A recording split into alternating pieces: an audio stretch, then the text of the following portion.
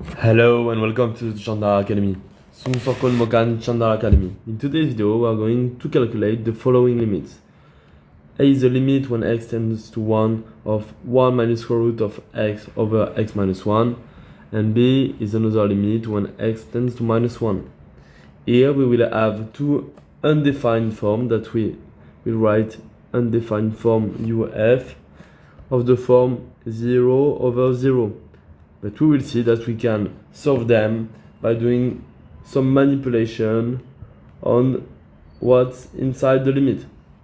So let's do some manipulation for this one. Obviously, when x tends to 1, we will have 1 minus square root of x that tends to 0, and x minus 1 that tends to 0 as well.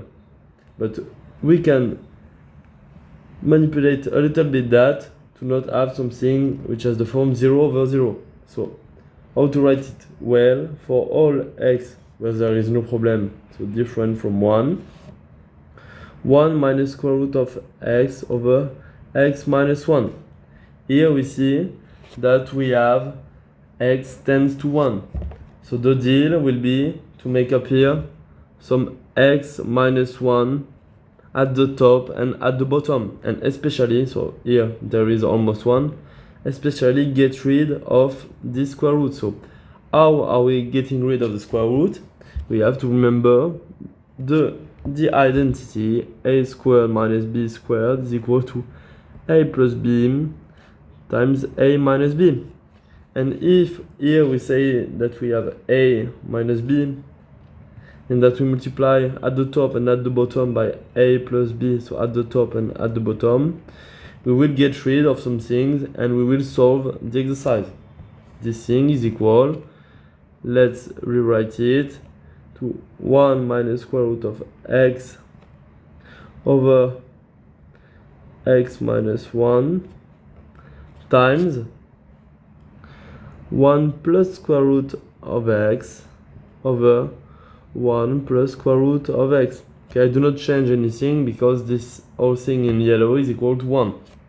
But here I can use my identity. It's equal to 1 squared minus square root of x squared, which is square root of x, square root of x squared, okay, which is really equal to x, so 1 minus x over, and here we have x minus 1, which is equal to minus 1 minus x, okay, times 1 plus square root of x. And which is really convenient is that this thing will not tend to 0. And so we can simplify at the top and at the bottom, and we are left with minus 1 over 1 plus square root of x.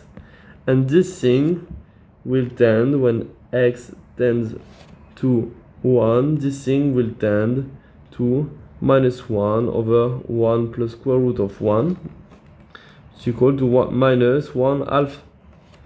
And we can conclude by saying that this thing is equal to a is equal to minus 1 half. And we are done with the first part. Now second part, sorry about that.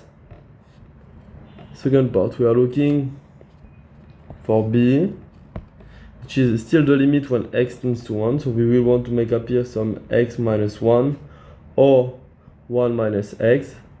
It's something that cancels in 1 at the top and at the bottom. Okay, so at the bottom this will be very easy because we see that 1 minus x squared is equal basically to 1 squared minus x squared, and is equal to 1 minus x 1 plus x. So very easy. Here we have our 1 minus x, and at the top this will be really easy as well. So x squared plus 2 minus 3x for all x different from 1 is equal to, let's say, x minus 1 times what? Let's rewrite it a little better. It's equal to x squared minus 3x plus 2. here we see that in front of the x squared we will have a 1.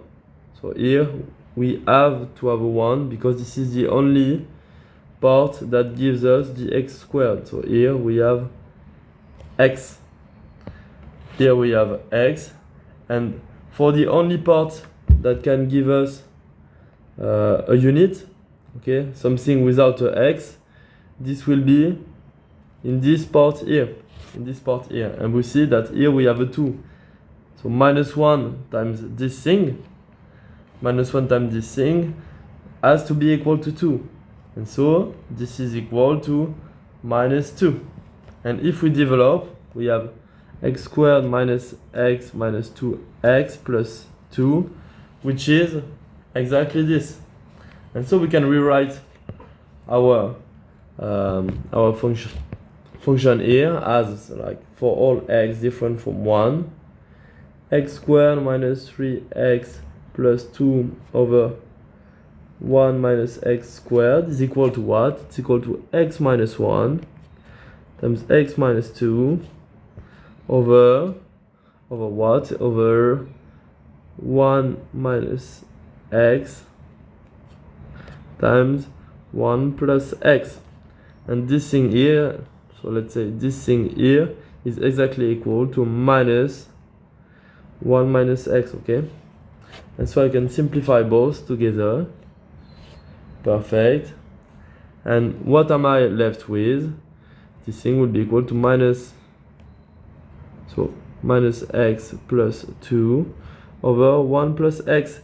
And this thing has an easy limit when x tends to 1. This will tend, when x tends to 1, this will tend to minus 1 plus 2 over 1 plus 1, which is equal to 1, and is also our limit b. And we can conclude by saying that b is equal to 1. I hope you enjoyed the video. See you soon. Bye.